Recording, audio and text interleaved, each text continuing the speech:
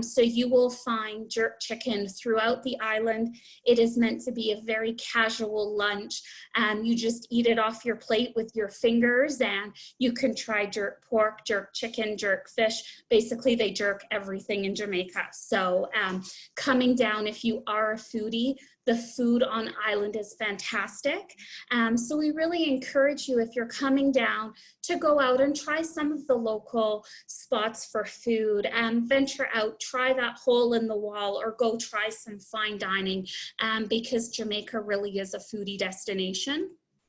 And here you go. This is how they cook the jerk chicken in Jamaica. They barbecue all of the jerk over the pimento wood, and it's all smoked and marinated, and it's really good. It's better than what I had for dinner tonight. So for those that are a little bit more adventure loving, you're into your sports, you're looking for more of an adventure-based vacation, you will find that in Jamaica. We do have beautiful beaches, but we also have beautiful mountains and countryside in Jamaica. So we do a lot of festivals celebrating our sports as well. So if you're a mountain biker, there's lots of trails that you can take. If you are a horse lover, you can ride horses throughout the island, whether that be taking the horses on a swim or going up and doing a trail ride. There's lots of different adventure-based vacations that you can do. If you are a runner, we have two very popular marathons that take place in Jamaica. We have the Kingston City Marathon, which takes place in the springtime, but our most famous marathon is the Reggae Marathon, which takes place in Negril in December. It's always the first weekend, and this is one of the funnest marathons out there. You start the night before by attending the Rasta Pasta party. Once you get through that finish line, they have a cold red stripe and you can jump straight into the ocean, and they have the reggae blaring throughout the whole race course. So if you are a sports enthusiast and you're looking for some adventure, there's lots to do on the island. We have over 170 different authorized attractions. So whatever you're into, you'll be able to find it there. Now I'm hoping I have some golfers on the meeting, but we do have some fantastic golf courses in Jamaica. If you are a golfer, and I'll talk a little bit about it when I talk about Montego Bay, but most golfers will head to the Montego Bay area to golf. This is where you will find the bulk of the golf courses on the island. And then one of the last themes to talk about is beach. We have some of the most beautiful beaches in the Caribbean. We have beautiful white sand, and all of our beaches are touched by the beautiful green Caribbean Sea. And then if there's any lovers out there, Jamaica has been voted one of the world's top romantic destinations. So destination weddings and honeymoons are very, very popular. We have a lot of romantic attractions. You can raft the Martha Brae, you can do vow renewals. So if you're looking for a little romantic getaway, Jamaicans know romance and they love romance. I got married in Jamaica almost 10 years ago, and the next day all my coworkers were patting my belly because they were excited to know if there was a baby in there. So it's definitely a very warm culture, and they really welcome all the romance. And then romance usually leads to a family. So if you are traveling, Jamaica is a great family destination. From the attractions that are offered to the ease of coming down to the island, things to know about Jamaica: the water's safe to drink. So if you are traveling with little ones, or if you have a weakened immune system, or you've traveled to other countries in the past and perhaps the local food and drink haven't agreed with you, it's really important to note that in Jamaica, the water is safe to drink from the tap. So traveling with little ones, it's great to bring them down. And then we have so many events and festivals. I did touch on the Reggae Marathon, but really music is infused throughout Jamaica. From wherever you go, whether it be the housekeeper whistling while she works to the music playing out, you will not go a day in Jamaica without hearing the music. And Jamaicans love to party. So one of our most popular events that we have in the summer is Reggae Sumfest, and this is a music festival that takes place in July, and it basically is a week-long party where the music is just pounding. We have a lot of celebrities that will come down and play at Sumfest, so it's a world-renowned festival. And of course we have the food festivals that go on throughout the year and throughout the island. And then for nature lovers, Jamaica is very lush and green. So if you are into ecotourism and you really want to get out and check all the different flowers and the fauna in Jamaica, there's so many beautiful gardens and waterfalls to come and visit. So just if you're looking for natural beauty, you will find that on the island. So now I'm going to talk a little bit about the different tourist areas. I'm going to talk about the North Coast, and the North Coast goes from Negril to Ocho. And I want to say that this is where the bulk of all tourists coming to Jamaica visit. On the screen you see the South Coast, Kingston, and Port Antonio. I'm not going to talk about those in depth tonight, but Kingston is a very big city. A lot of the times when people think Jamaica, they automatically think Kingston, but tourists don't really go into Kingston. Kingston is a busy cosmopolitan city. It's not a resort town. So if you were coming to Kingston, you would expect the city experience. You would be coming there for the nightlife, the culture. You wouldn't be coming here for a beach vacation. Kingston has really made a lot of strides over the past few years, and we are starting to see an increase of flights coming into this area, and there is a new cruise terminal that's being built here. So they are getting ready to start taking more tourists coming in on a cruise area. And Port Antonio is just a stunning area. It really is kind of going off the beaten path a little bit. Here you'll find a lot of smaller hotels, eco hotels. It's very lush and green. It's really untouched by tourism. So going in, you can see at the top is Montego Bay. That's where everybody flies into. So I'm going to start with Ocho. Ocho is about an hour and 45 minutes from Sangster's International Airport in Montego Bay. It's the centerpiece of Jamaica. It's the start of the Blue Mountains, so you have a very dramatic backdrop here. You have all the lush green mountains, and then you do have all of the beaches. The beaches in the Ocho area tend to be more bays and coves. So if you're staying at a hotel, most likely you're going to be on a private beach. People come to Ocho for the adventure and the excitement. This is where most of the attractions in Jamaica are located. So wherever you stay, you're going to be about a 15-minute ride from doing all the fun things that Ocho has to offer. We also have a really popular cruise port here, and going into some of the attractions, Ocho is home to world famous Dunn's River Falls.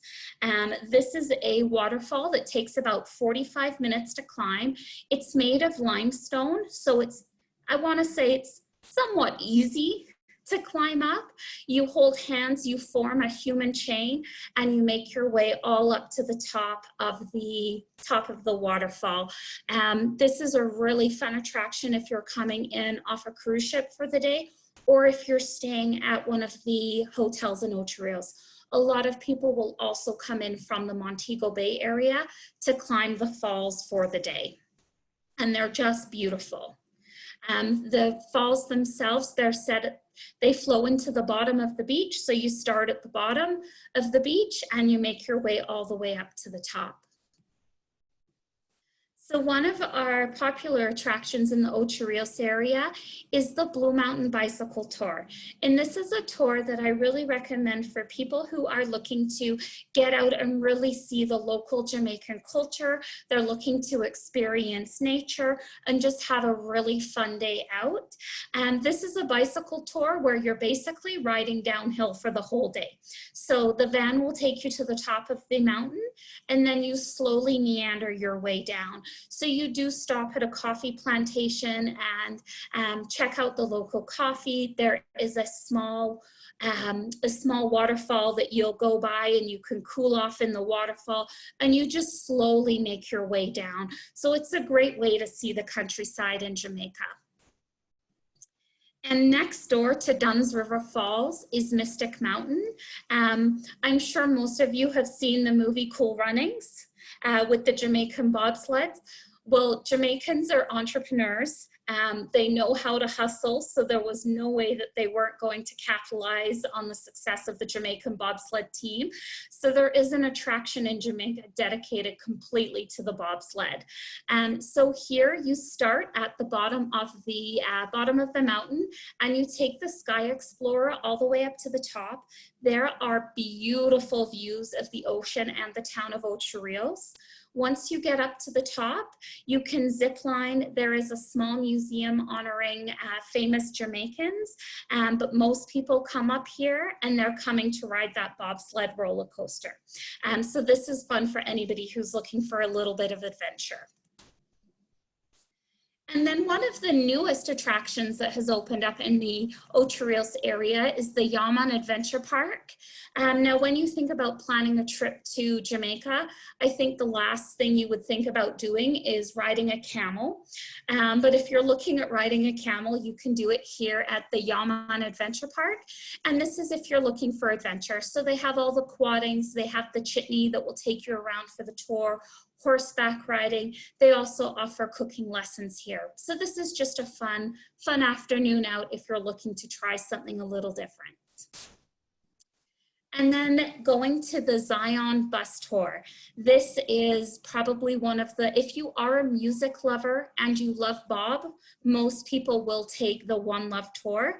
This is where you take the rickety old bus up to 9 Mile, which is Bob Marley's birthplace and his final resting place. So you can come here and you can learn everything that you want to know about Bob and Bob's life. It really is a great way to kind of immerse yourself in the reggae culture and just get to know his influence that he's had on music in Jamaica and around the world.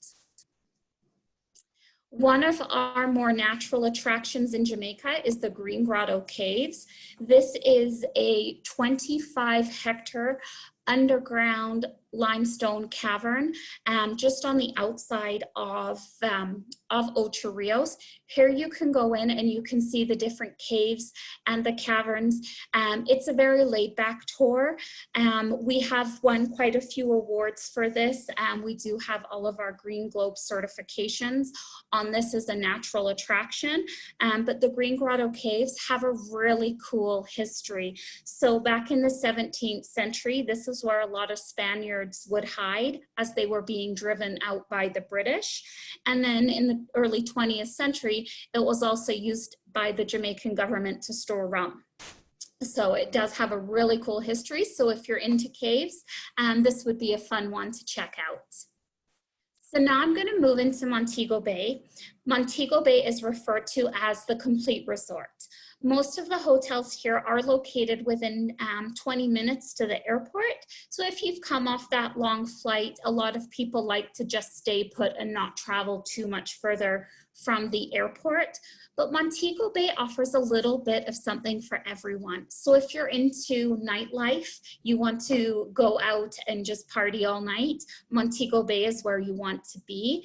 There's also a lot of historical tours. So if you want to explore great houses, you can do that, shopping, nightlife, golf. It has a little bit of everything for you. One of the popular attractions is Glistening Waters. Glistening Waters is located about 25 minutes outside of Montego Bay in a town called Falmouth. And this is a tour that you would take at night. You go out on the boats, and this is where kind of the lagoon meets the ocean water, the fresh water. And so there's chemicals in the mangroves, and at night it makes the water glow. It's one of 2 spots in the world that offer this. So it's a really cool one to come out here at nighttime and see the water glow and scoop up the water. It's a really neat experience. And one of the most famous iconic tours in Jamaica, which is a must-do, is rafting the Martha Brae. This is very laid back. You sit back and your guide will take you down the Martha Brae on the big banana boat raft. He will point out all the different sites that you see, all the different flowers, the fauna. He will pull over because there's always somebody selling a red stripe on the side of the water, and you just come back, you sit back and you relax. Back in the olden days, they used these rafts to put bananas on them and float the bananas down to the port. And they thought, if these rafts are good enough for bananas, I'm sure we can put some tourists on there. So this is one of our more famous attractions. And if you were cruising into Jamaica, if you're cruising into the port of Falmouth or Montego Bay, this is a really nice day trip to do on your cruise port. And this is Doctor's Cave Beach. This is one of the private beaches in Montego Bay. There's a small fee to get in, but if you're just coming to Montego Bay for the day, this is a great place to stop. This is on the hip strip. So the hip strip is where they have all the different restaurants and shops, but it's a beautiful stretch of white sandy beach. You can stop for some jerks. So if you're just wanting to set up and get away from your resort, this is a great spot to check out. Now in Jamaica, we have great houses throughout the island. The great houses are the old plantation homes. And this is where the slaves used to work their fields. They would have a master that would manage the plantation. There's only a few of these great houses standing. And one of the most famous ones in Jamaica is this one here, which is Rose Hall Great House. It is home to Annie Palmer, who was a wicked, wicked lady. She killed 4 of her husbands and countless slave lovers, and she is set to haunt Rose Hall Great House. So if you're wanting to kind of get the willies and freak yourself out a little bit and learn some of the wicked history in Jamaica, Rose Hall Great House is a really cool place to check out. Every Friday night, they actually host a dinner theater where they reenact it. So if you really want to creep yourself out, come out for one of their night tours. So for the golfers that are listening, golf in Montego Bay. So we have 5 golf courses. And if you are an avid golfer, Montego Bay is where you would want to be. The most challenging golf course in Jamaica is the White Witch Golf Course, which is right next door to Rose Hall Great House. This is the most challenging. And then the next most challenging would be the Cinnamon Hill Golf Club. So with golfing in Jamaica, it is mandatory to take a caddy. A caddy costs about $35 US. The average round of golf is about $100 to $150 US. If you're staying in Montego Bay, a lot of the resorts do have connection with the golf courses, and they do offer discounts for being a guest of that hotel. And if you're staying at couples resorts or sandals resorts, a couple of those properties do have golf included in their package prices. So I'm going to talk about places to eat in Montego Bay. We always encourage people to get out and about. So Scotchies is an institute in Jamaica. They are said to have some of the best jerk on island. There is a Scotchies in both Montego Bay and in Ocho, and it is as casual as it comes. The chicken is cooked just like that. You sit down at the picnic table and you eat it and enjoy it with your fingers, but they have some fantastic food. And then if you're looking to do a little bit more upscale, finer dining, the Houseboat Grill is just that. It's a houseboat, which is a restaurant. So if you're wanting to try some really good seafood, we really recommend the Houseboat Grill. And at nighttime, it has beautiful views of the city of Montego Bay. So I'm going to move into Negril. Negril is the capital of casual. And if you are a true beach bum, this is where you want to be. You know that saying, no shoes, no shirt, no problem? That is Negril to a T. As you're driving from Montego Bay to Negril, it's about an hour and 20 minutes, depending on your driver. Sometimes your driver can get you there a little quicker. Sometimes it'll take them a little longer. But as you start to drive into Negril, you can really start to feel yourself start to unwind and relax. Negril is all about the beaches. So there isn't an abundance of attractions here. It really is about the different beaches on the island. So Negril is broken up into 3 different parts. When you first arrive into Negril, that is Bloody Bay. Bloody Bay is a stretch of 2 miles, and this is where you will find the bulk of the all-inclusives. So here it is a nice bay. It has about 5 resorts on it with beautiful white sandy beach. So you can hang out there all day. But most people coming to Negril come for 7 Mile Beach. And 7 Mile Beach is just that. It's 7 miles of beautiful, white, wide, sandy beach. You've got the Caribbean Ocean right there. You pop your feet in the ocean and you can see all your toes. It's very, very clear. And you come for the vibe of 7 Mile Beach. Here you will find a mix of hotels. So you'll find that luxury boutique hotel, which is next door to a backpacker hostel, which is next door to a European style 50-room hotel, and they all have a different vibe, and people just wander up and down the beach, and whoever's playing the music a little louder, that's where the party is. So you'll see those signs that say, tonight all you can eat Big John's jerk party, $25. And so that's kind of where you'll navigate yourself for that night. If you are a true people watcher, you want to come to Negril to watch everyone too. And then the third section of Negril is the West End. So the West End is actually built onto the cliffs. Most of the resorts here have access to the sea via ladders. There are no beaches here, but people come here for the quaintness of the resorts. It's a very eclectic area of Negril. A lot of them are very small, independently owned resorts. A lot of them are less than 30 rooms. So if you're looking to support local and really enjoy the local culture, this is a great spot to stay. One of the attractions in Negril and why people come, this is home to the best sunsets on island. So you want to mark it off as something that you do every single day. You want to grab that rum punch and you just want to sit back on your beach chair and just watch that sun go down. That really is a rite of passage in Negril. One of the other popular attractions is Rick's Cafe. This is a great place to watch people jump off a cliff, or if you're feeling a little crazy, throw yourself off the cliff. But Rick's Cafe has been around since 1973.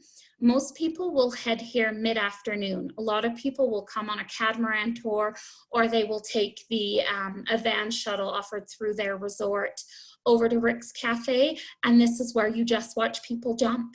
Some jump well, some not so well. As soon as the sun goes down, Rick's Cafe clears out and the party is over. One of the new attractions to open up in Negril is the Island Lux Beach Park. This is located at the far end of 7 Mile Beach, and it's like a food market. So they have, I think, 10 different food vendors that are in here. Everyone from Little Ocho, who is serving some of Jamaica's finest seafood, to Island Idol, which is a vegan restaurant. So people will come in here. There is no charge. Just come in, try all the different food. You purchase that at the different restaurants, and then you just come here, you sit on the beach, and you people watch. So the Island Lux Beach Park is set on 5 acres right on the beach. So it's a really fun new attraction that's just opened up. So if there are any divers, if you are a diver, Negril is where you want to be. There is a protected marine park here, so you can come and see all the different sea life and the sea creatures. A few of the hotels in this area do offer scuba diving if you're PADI certified through the resorts. So if you're wanting to come down and try scuba diving, Negril is the area that you would want to head to do that. And then for those that are traveling with kids, like I said, Negril is very laid back. They actually have a bylaw that says no building can be taller than the tallest palm. So it's not very built up. It's not a very tall town, but they do have a water park for kids. So here they can try all the different water slides. There's a nice lazy river. So if you're just looking for a change of scenery with the kids, this is a fun place to come and hang out with for the day. And then the last area that I'm going to talk about is the South Coast. And the South Coast is referred to as off the beaten path. And this is an area, there's only one all-inclusive in this area. The rest are all small community-based hotels. So a lot of people will come to the South Coast as a day trip from Negril or Montego Bay. And here, this is where you go back to really step back in time. It's the breadbasket of Jamaica. So this is where a lot of the fresh fruits and vegetables are grown. But there are some beautiful things you can do down here. The first attraction I'm going to talk about is YS Falls.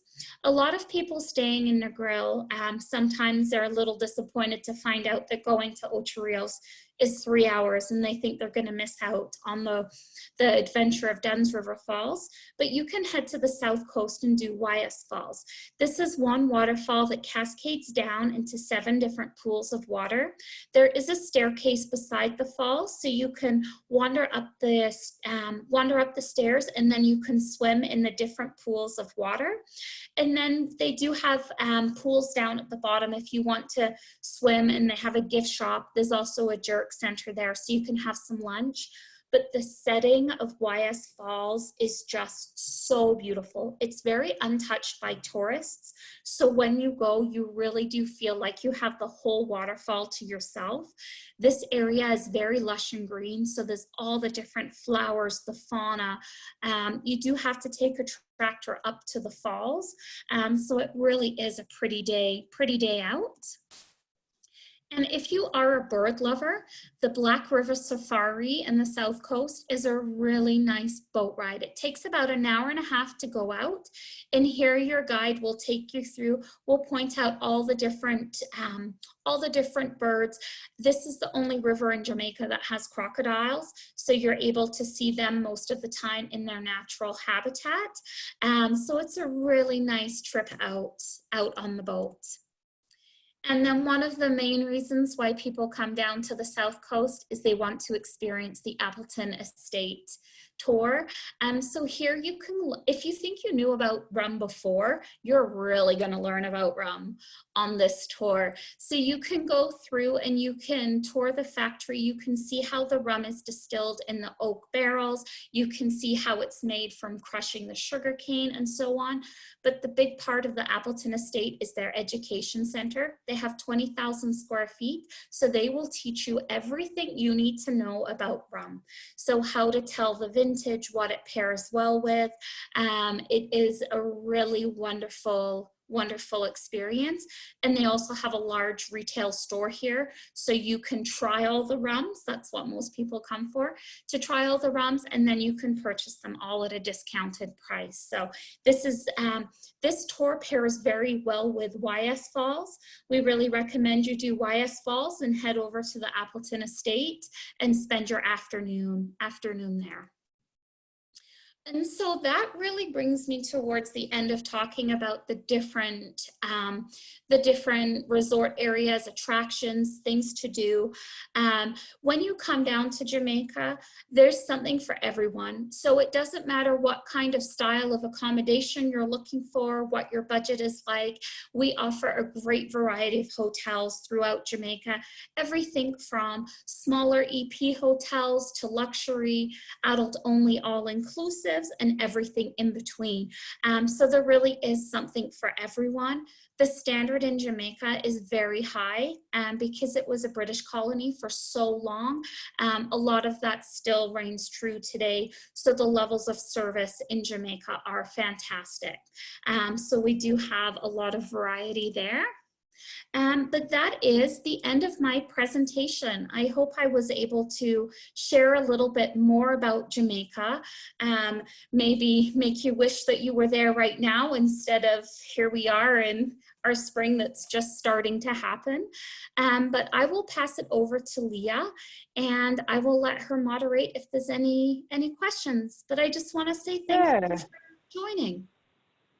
Yeah, thank you, Emma. That was very good. I kept going in and out. I hope that wasn't too distracting for you as my power kept going on and off. Actually, it's my Wi-Fi, not so much my power. I have no power, but thank you so much. That was great. If you have any questions and you want to type them in the chat box just down below, feel free to do that now.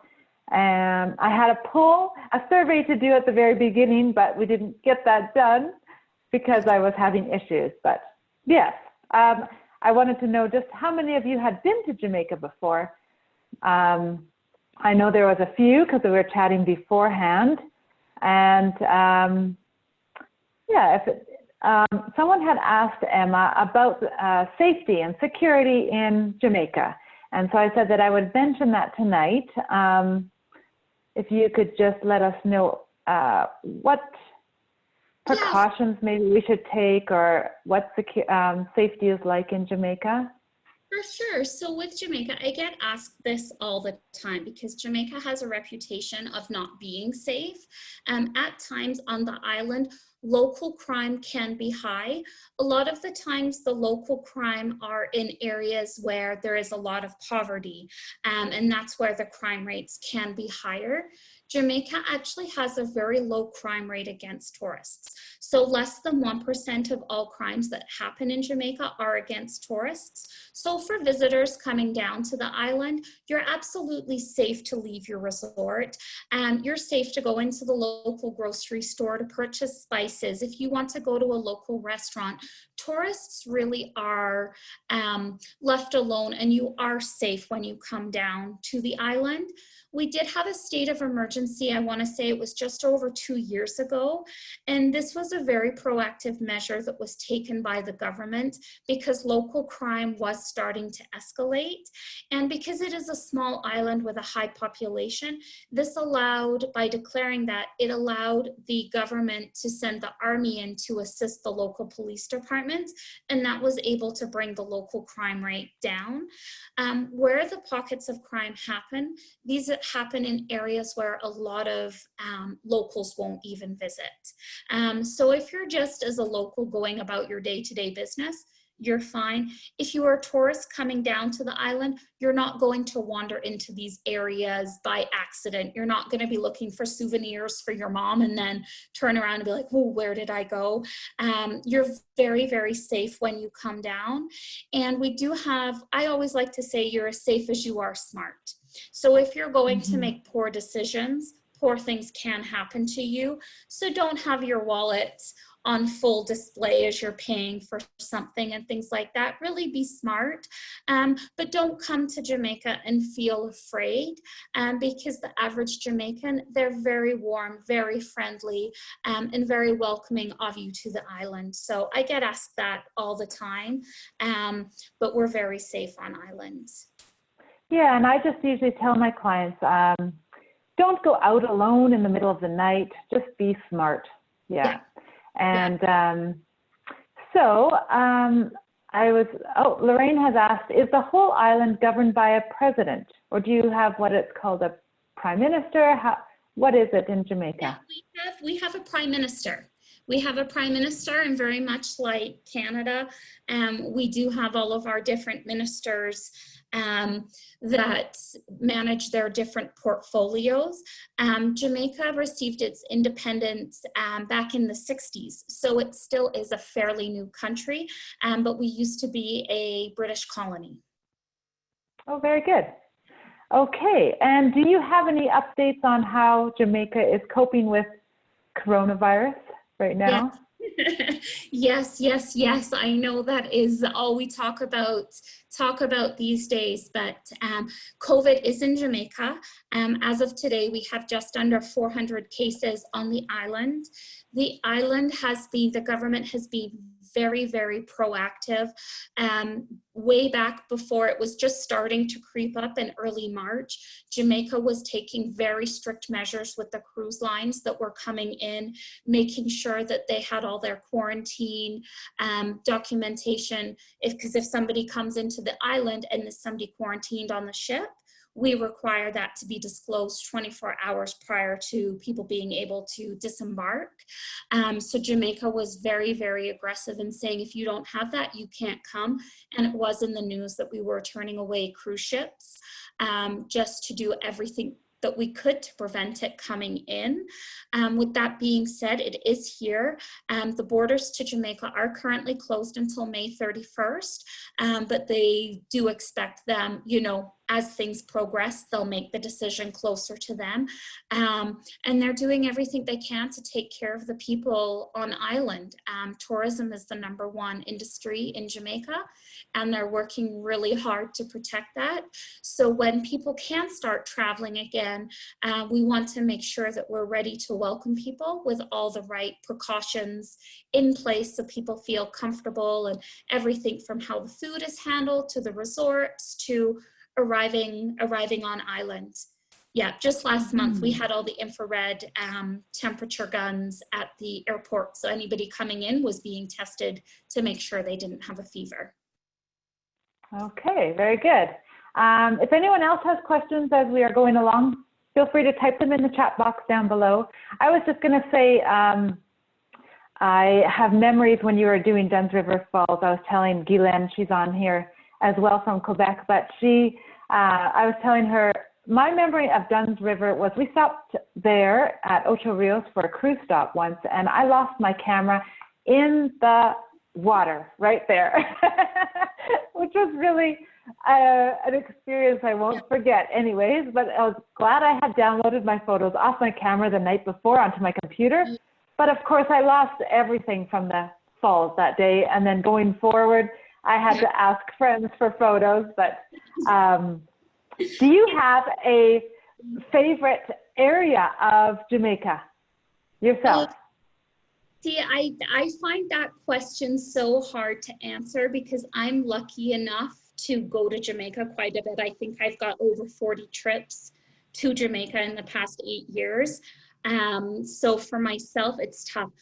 I love the beauty of Negril. It's so relaxing. Everybody is so laid back. There are no problems.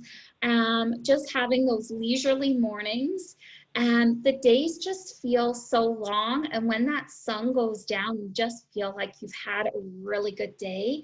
But then I do have a soft spot for Ocho Rios because that's where I got married. So I always remember my friends and family coming down. We had over 40 people attend our wedding, and just listening to everybody's adventures each day. I got married there because I'm a beach bum. My family are beach bums. They love nothing more than to lounge by the pool. However, my husband's family don't understand why people do that. So I had to make sure that they could fill up their days. So it was just me listening to, you know, there was something for everyone there. So listening to the different stories of what people had done. So that's 2 of my favorite spots. Right, okay. Very good. Yeah, Negril is one of my favorites as well. It's just so relaxing and chill. And the sunsets are amazing. Yeah, what I love about Jamaica is everybody comes home with a story. You know, whether it's somebody they met or something that they did, there's always just a story. You know, I'll have people, well, I met this driver. You know, people remember it. Right. Yeah. Yeah, very good. Okay, well, it looks like we have no other questions. So with that, we will wrap it up. And yeah, thank you everyone for joining us. We had a good turnout tonight. That was great. And if you have any questions, feel free to send me an email or call, text, whichever. And we're So glad you tuned in with us tonight. Next week, I will be sending, well, actually, I'll be sending out an email tomorrow to update you on what's coming up next week for Travel Talks. We will have, first of all, we'll have Chris from Amtrak and Rail Booker Rail Vacations. So we're looking at rail vacations in North America, Alaska. He's going to also touch on some in Europe. And we are also then on Thursday night going to be getting the lowdown with Philip. He's going to be telling us about a safari that they offer with Tourcan Vacations. So we look forward to you joining us with that. Someone says that they hear they have a story about jerk chicken. I'd love to hear that, Guylaine. And Rosanna says her hubby got sick in Montego Bay, but he had amazing service by the medical staff there when he did get sick. So that's good to hear. That's good to hear. Yeah, great. Well, everyone, stay healthy, stay sane, stay home. Looks like Alberta is on the upswing. We got some good news today that we'll be opening up mid-month, hopefully, so I'm looking forward to that. But yes, Emma, thank you so much for joining us, and take care, and we'll look forward to seeing you hopefully soon at some actual face-to-face travel shows in the near future. Thank you. Have a good night. Bye-bye, everyone.